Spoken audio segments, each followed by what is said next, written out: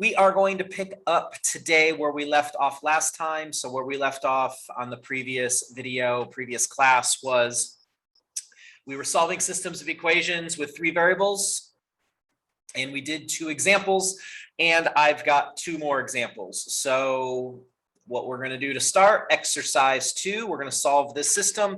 And then what I'm just going to have you do, just so that we're all doing the same thing, is let's go ahead on this system and eliminate the x's first. Okay, so we're going to do exercise 2. Remember, it does not matter what you choose to cancel first. Any one of these variables would not be bad to do, but just so we're doing the same thing, I'm just going to let us know, let's eliminate the x.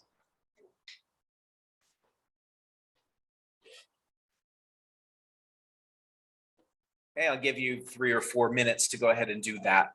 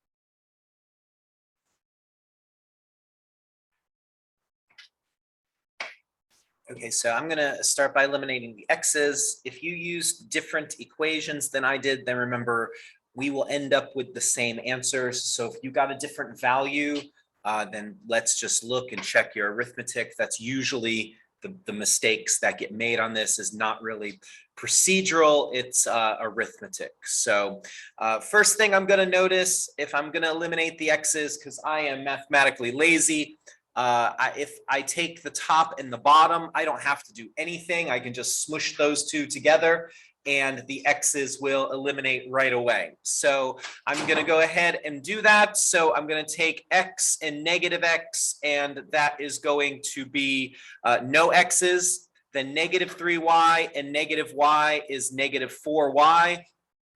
Negative 2z and plus 4z is plus 2z. And then negative 3 and 3 is 0. Okay, so that's my first equation. Didn't really have to do a whole lot to get that. Remember, if you did not see that and you used two different equations, totally fine, nothing wrong. Okay, so then since I use the top and the bottom, then I have a choice. I either use the top and the middle to cancel the x's or the middle and bottom. Anybody got a preference? No, not hearing a preference. I'm going to go ahead and use the middle and the bottom then. Okay. Again, not what you had to do. You could have used the top and the middle. Our work is going to look a little different. Our results will be the same. So if I'm going to cancel the x's from the middle and the bottom, then that means I need to multiply this bottom equation by what? 3. Yes. When I multiply the bottom equation by 3, that's going to give me a negative 3 in front of the x. There's a 3 in front of the middle equation's x. Those two things will cancel. So here we go. I'm going to just rewrite the middle equation right here. 3x plus 2y minus z is 12. And then I'm going to multiply by 3 on the bottom equation. So 3 times negative x is negative 3x. 3 times negative y is negative 3y. 3 times 4z is plus 12z. And then 3 times 3 is 9. And then hopefully we've achieved our goal. Negative 3x plus 3x, those cancel. Yes, that is my goal, always, elimination. 2 and negative 3 is negative 1y. Negative z and 12 is plus 11z. And then 12 and 9 is 21. So there's my second equation. So first equation I got just by using top and bottom, and the x is eliminated right away. And then the second one, we use the middle and the bottom. So now I'm going to take this equation right here. I'm going to move it up to the side, and I've got negative y plus 11z is equal to 21. And now this becomes just the same sort of thing that we have been doing all along. I'm going to go ahead and eliminate. It doesn't matter. It looks like the y's will be fewer steps, but again, it doesn't matter what you do here. So I'm going to eliminate the y's. How am I going to eliminate the y's? What am I going to multiply this bottom equation that I have by? 4. Close. This is a negative y. I need the signs to be opposite, so I'm going to do a negative 4 right there. So the top equation is negative 4y plus 2z is equal to 0. And then a negative 4 times a negative y is plus 4y. A negative 4 times 11 is negative 44z, if I'm multiplying right. And then negative 4 times 21 is negative 84. All right, some goofy numbers, but I think everything's going to work out okay. Now when I add these, 2z and negative 44z is negative 42z. 0 and negative 84 is negative 84. And then I divide. And I end up with z is equal to a positive 2. So no matter what you did, how you did it, what equations you used, your z should end up being negative 2. Okay, we should have nothing different as far as that's concerned. Now I just got to work my way back up the ladder. I got to pick an equation to figure out what the next variable is. So we have two equations that just have y's and z's. We have this one right here, negative 4y plus 2z is 0. We have this one right here, negative y plus 11z is 21. It absolutely does not matter which one you pick. We will end up with the same y. The only reason I'm going to pick this one right here is just because I got space below it to do my arithmetic. That is the only thing on my mind. Okay, so there's no super secret reason. So I'm just going to take the 2 and I'm going to plug it in this equation right here. So I've got negative y plus 11 times 2 is equal to 21. That's negative y plus 22 is equal to 21. When I subtract the 22 from both sides, I get negative y is -1, and then I divide and I get y is 1. So now I've got the z, I've got the y, we're doing great. Now I just need to get the last variable. You have 3 equations up at the top. It does not matter. You cannot get the problem right or wrong, or no, you can get the problem right. You can't get the problem wrong is what I meant to say by picking a different equation than me. Okay, we will all get the same thing. I'm just going to use the top equation. I have absolutely no reason for picking that other than it's at the top. So the top equation is x minus 3 times the y value, which is 1, minus 2 times the z value, which is 2, is equal to -3. So that's x, and then minus 3, and then -2 times 2 is -4. That's -7. And then when I add that 7 over, I get x is 4. At the end of it, just like last time, just like section 7.1, where we wrote our answers as ordered pairs, the answers here get written as ordered triples. So the x always comes first, the y always comes second, the z always comes third. It's always alphabetical order, so don't worry, there's no tricks or gimmicks. And there's our completed problem. I've got one more that we're going to do. Once this clicks, it's the same thing every time. So exercise 3, the reason I've put exercise 3 on the sheet is because sometimes when equations are missing one of the variables, like these ones here, it kind of disrupts our routine, and I just want to make sure that we feel good about our routine. So I'm just going to give you a little starting strategy. Notice these bottom 2 equations. I know this is an obvious question, but just work with me, it's early. In the middle equation, what variable is missing? X. In the bottom equation, what variable is missing? Okay, so what's the good news here is one of these is already missing a variable. So all you have to do is pick the other 2 and eliminate that same variable. And what I mean by this is you just told me that in this equation right here, there's no y. So here's what I'm going to suggest you do. I'm going to suggest then you take these 2 top equations and you eliminate the y. Then you'll have 2 equations both with an x and a z, and then you can finish the problem just like it's a section 7.1 problem. So that is my advice to you. Eliminate the y from the top 2, and then go ahead and finish the problem. I'll give you a few minutes to take a look at that.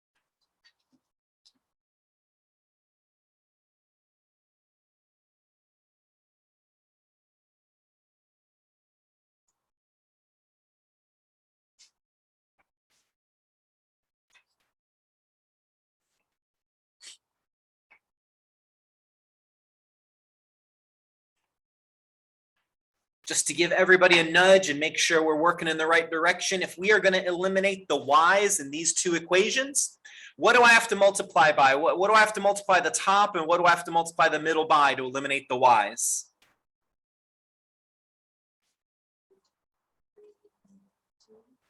Close. I'll agree with the 3 and the 2, but one of them needs to be negative. Okay, because right now the signs on the y's are both positive, and in order to eliminate, we have to have opposite signs. It does not matter which one you make negative. So if you're working, keep working with what you're doing. I'll do a negative on the middle equation, -2, a +3 and a -2.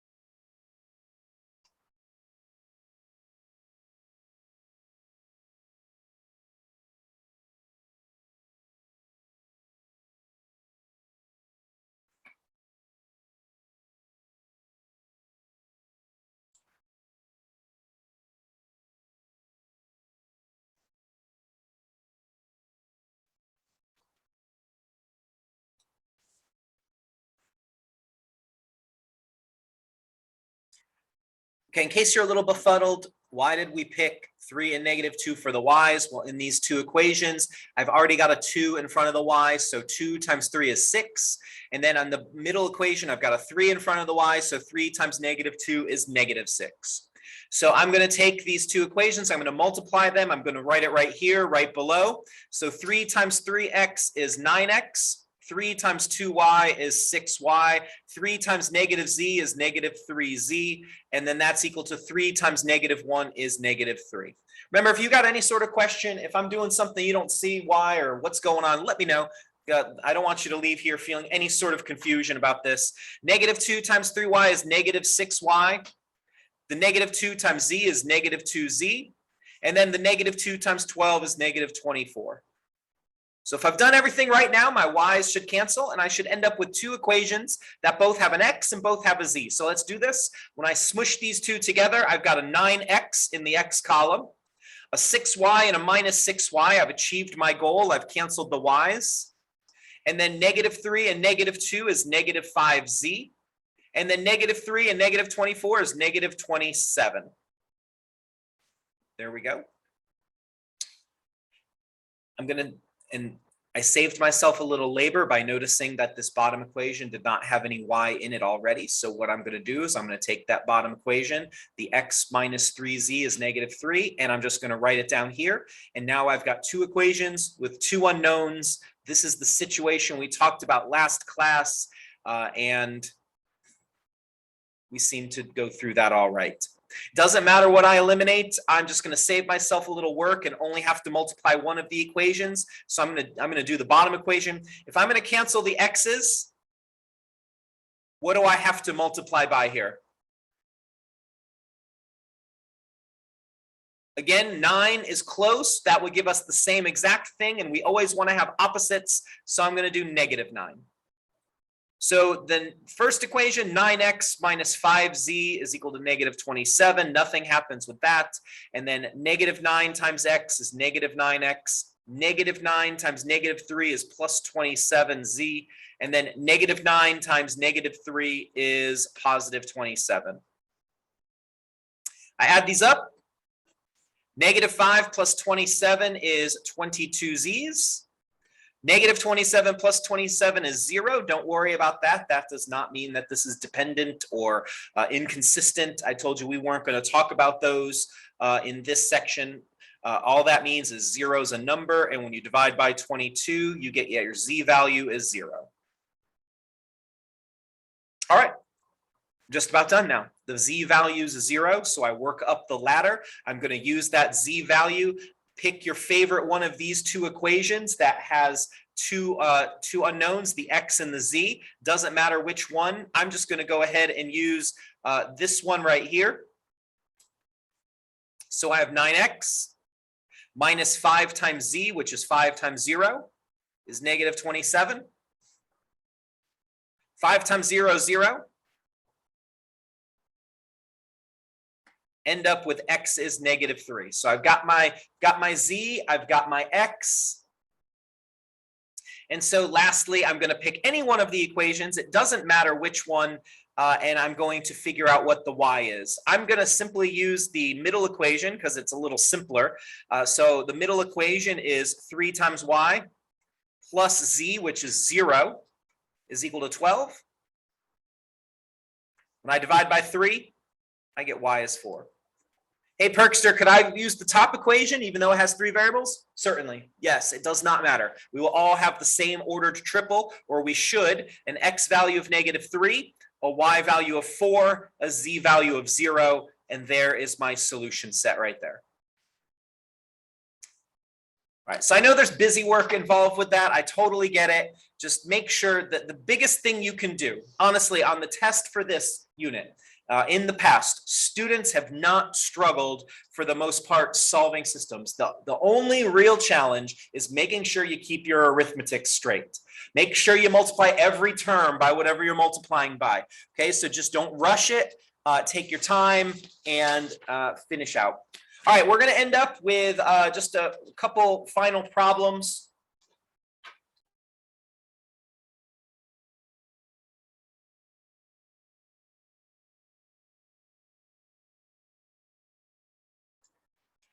Okay, so what we're going to do here, just to save ourselves a little time, because I'm hoping by this time you feel pretty good about solving systems. Maybe you just need a little more practice. All we're going to do is set up the system that we would use to solve these equations. So here's my example. I'm going to do example 2 up at the top, and then I'm going to have you repeat this process twice. So example 2 says a total. That's always a good word. So if you struggle with word problems, circle the word total. Okay, total tells you something. When you total something up, what do? You add. Yes, total means to add. Okay, all these problems are going to be some form of addition. Okay, a total of $2,000 is invested at 1%, 2%, 2.5%. Not great interest rates. We're just keeping the numbers simple for the purpose of arithmetic. The amount invested at 2.5 is 6 times the amount invested at 1. The total interest for 1 year is $44. Use the system of equation, use a system to determine the amount at each rate. Great. Like I said, simple numbers just to keep life a little manageable for us. So whenever I do a word problem, first thing I've got to do is I got to be clear on what each of my variables represents. So we're told in the problem that we've got 3 different accounts, a 1% account, a 2% account, 2.5% account. So I'm going to define my variables. I like the letters X, Y, and Z. You can use any letters you want. So I'm going to let X be the 1% amount. I'm going to let Y be the 2% amount. And Z is going to be the 2.5% amount.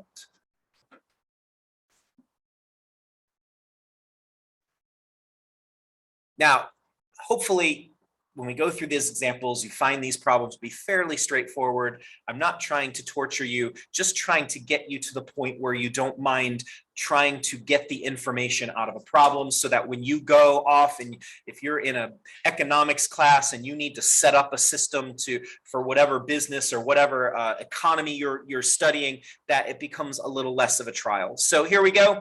First thing is I'm told I have a total of $2,000. So propose to me what an equation might look like for if I'm investing a total of $2,000.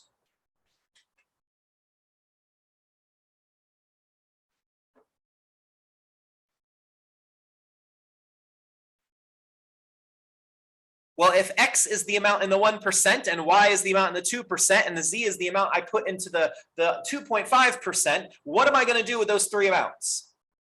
Add them up. Great. Here we go. The total. X plus Y plus Z. The amount I put in the first account plus the amount I put in the second plus the amount I put in the third is going to be $2,000. There's my first equation. Great. We're off to the races.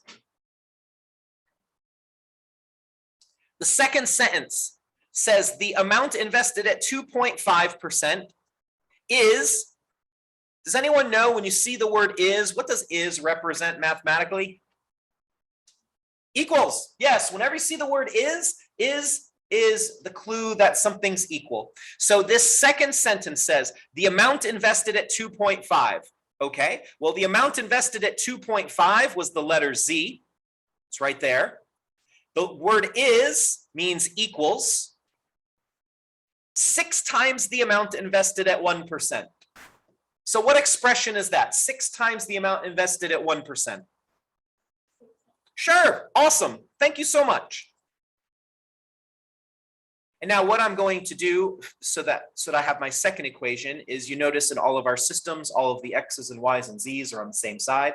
So I am going to bring this 6X over to the left by subtracting it. And when I do that, I've got negative 6X. There's no Y variable here. Plus Z is equal to 0. There's my second equation. I know word problems are hard. I get it. That's why we're practicing. We're setting up this system.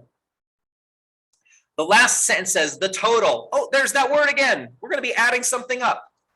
The total interest for the year is $44. Not really a great investment, but that's not what we're going to be discussing here. How do I calculate the interest? If we're just doing a simple interest problem, how do I calculate the interest I earn on the 1% account? If I put $500 in that account, if I put $500 in this account, how would I calculate the interest? Yeah, you'd multiply the $500 by 0.01. It's a percent. That's how percents work. You multiply your percent by your number, and that gives you the interest. So what we're going to do now is if the total interest is $44, that means the interest from the first account plus the interest from the second plus the interest from the third equals 44. So here we go. The interest from the first account is 0.01x plus the interest from the second is 0.02y plus the interest from the third is 0.025z, and we're told that's equal to 44.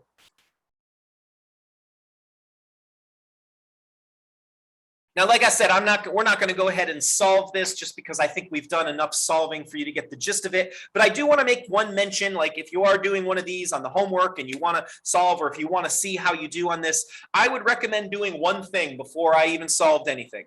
I would get rid of the decimals of this bottom equation. So if I'm going to get rid of the decimals, if I'm going to clear these decimals out, I've got 0.01, I've got 0.02, I've got 0.025. What do I have to multiply every term there by in order to get rid of the decimals? I heard 1,000. What did we say over here? Okay, the reason I'm going to disagree with 100 is because the 0.025 has 3 decimal places.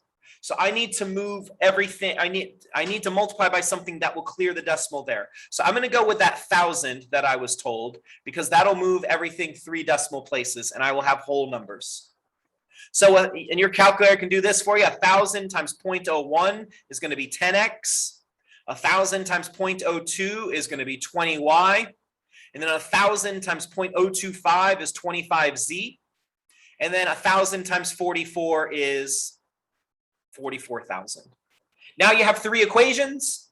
You've got all whole numbers, so it shouldn't be too tragic. And if you wanted to do this, again, you can take into account what we did on the last problem on the previous page. This middle equation has no y. So to save yourself a little time, you could use the top and the middle, top and the bottom equations and eliminate the y's. That's what I would do. You have fewer steps, but you could do whatever you wanted. Okay. I know word problems stink. I get it. Exercise 4. I'm going to read through it with you, and then I'm going to give you 2 or 3 minutes to do your best to set up the 3 equations that are going to help you solve number 4. So it says 3 students buy different combinations of tickets for a basketball game. The first student buys 2 senior, 1 adult, and 2 students, and that costs $25. The second student buys 1 adult, 5 student tickets for $24, and then the third person buys 2 senior, 2 adult, 7 students for $49. Use a system of equations to determine the cost. We're just going to set it up. And let me do one more thing before you get going, just because I guess I can't stop talking today. Let's just define the variables all the same so that our equations look the same. So I'm declaring X is going to be the seniors. The Y is going to be what we got. Next one is adult. And then the final one will make Z equal to students. So using those letters, there you go.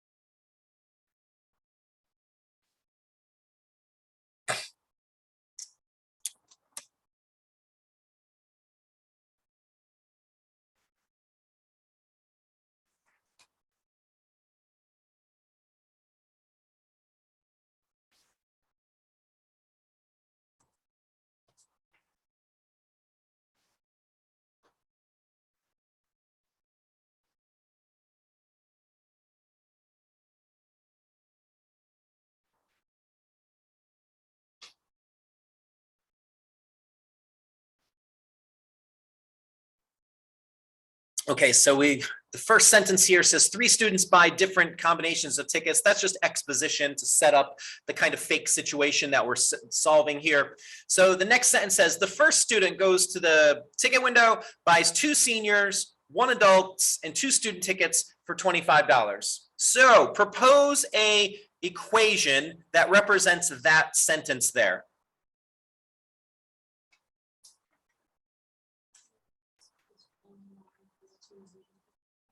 I love it. 2x, that's 2 seniors, plus 1y, I'll put the 1 in there, even though we don't usually write that. And then 2 students is 2z, and that total is going to be $25. There we go. That's our first equation. The second student goes to the window, buys 1 adult and 5 student tickets for $24. So propose an equation for that. Again, 1y plus 5z is equal to 24. Great job. Awesome. And then the third student goes up to the window. 2 senior, 2 adult, 2 students for 49. What is that equation?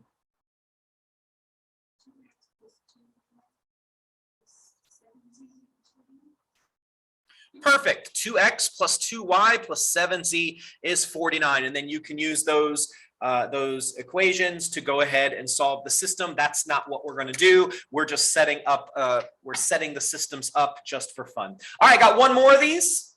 So here we go. Exercise 5. All the information you need is in there. Again, it's another addition style problem. If you need to draw a little picture, that's always fun to enjoy. Set up that system.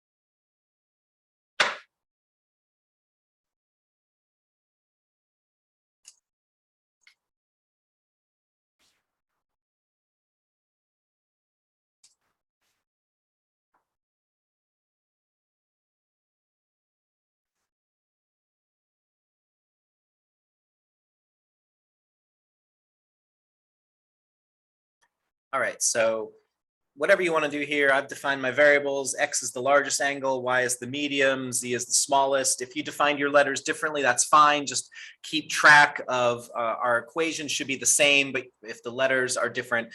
Then I drew a little picture because sometimes I like pictures. They help me think. So we're going to set up our three equations. So here goes. The first sentence says the sum. What does the word sum mean? Add everything up. Sum is just the math word for add things up. So the sum of the measures of the angles of any triangle is 180 degrees. I'm going to stop right there. That tells me what's my first equation in my system. Sure. X plus Y plus Z, whatever letters you used, is equal to 180. There you go. That's the first one. On the test, I'm going to have you set up the system for the word problems just like this. The test is going to be just like what we're doing in class. So even if you can only do one of the equations, do one of them, get whatever points you can, okay, and do your best on the other ones. Okay, it says now in that certain triangle, the largest, okay, so the largest, that is X. The largest angle measures, so measures is a relationship word like the word is. The largest angle measures 55 degrees less than twice the medium. So the largest is 55 degrees less than twice the medium. So what is that as an expression? 55 less than twice the medium. Perfect, I love it. 2y. That's twice the medium, or whatever letter you used for the medium angle, minus 55. Okay, 55 less than twice the medium angle. Now, to get this in the format for myself, I'm going to bring the 2y over to the other side by subtracting it. So here's my equation. X minus 2y is equal to negative 55. There's my second equation. Third and final equation, last sentence says, and the smallest, okay, I'm going to underline the word smallest in my letters is Z. The smallest measures, so the smallest is equal to 25 degrees less than the medium angle. So 25 less than the medium. So what is that as an expression? Perfect, wonderful. Y minus 25, that's it. And again, just to get this in the format for me to solve, I'm going to put my y over on the other side by subtracting it. So I have negative y plus z is equal to negative 25. And there's my three equations that I would use to solve that system and figure out what the different angles are. But again, I'm not interested in doing that right now. If you do it and you want me to check your work, that is totally fine. No problem at all. Before I sign off on this section, anybody got a question, comment, concern, anything that I need to clear up for you?